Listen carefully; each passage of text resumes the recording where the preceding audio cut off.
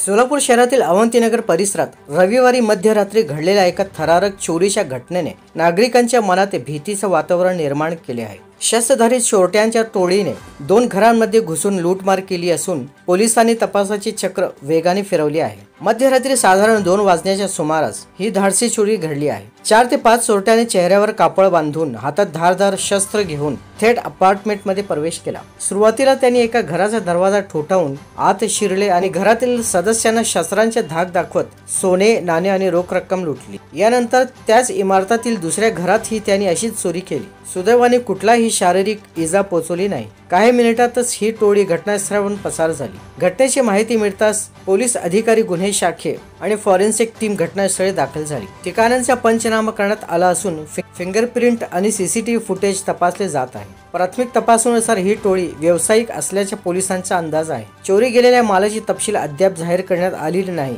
पण अंदाजे ही लूट लाखो रुपयांपर्यंत असल्याची शक्यता आहे। या घटनेनंतर अवंतीनगर परिसरात दहशतीचे वातावरण पसरले आहे। नागरिकांनी पोलिसांकडे रात्रीच्या गस्तीत वाढ करण्याची मागणी केली आहे। पोलिसांनी या धाडसी चोरीचा तपास युद्ध पातळीवर सुरू केला असून चोरट्यांचा शोध घेण्यासाठी सीसीटीव्ही फुटेज आणि गुप्त माहितीदारांचा वापर केला जात आहे। अवंतीनगर या भागामध्ये एका इमारतीमध्ये 2 घरांमध्ये एक हाऊस रॉबरीचा प्रकार झालेला आहे अशी माहिती मिळते।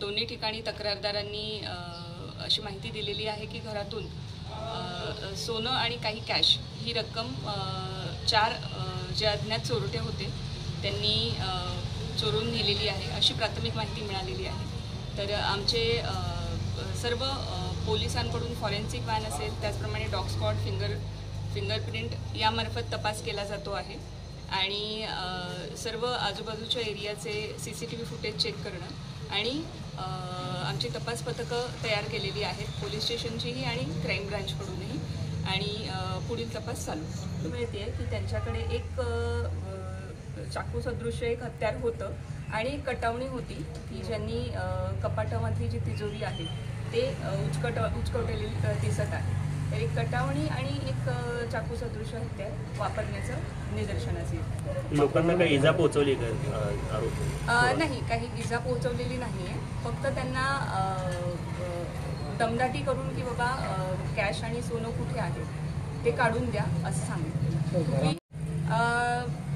गंभीर घटना आहे आणि त्यामध्ये जे आहे आपल्या पोलीस पथकालाही सूचना दिलेल्या आहेत, त्याचप्रमाणे आपल्या रात्र गस्त वाढवण्याबाबत, त्याचप्रमाणे जास्तीत जास्त आपले आरोपी चेक करणं आणि रात्रीच्या वेळेस फिरणारी जी नाकाबंदी असेल ती आपण अतिशय स्ट्रॉंग करण्याचा प्रयत्न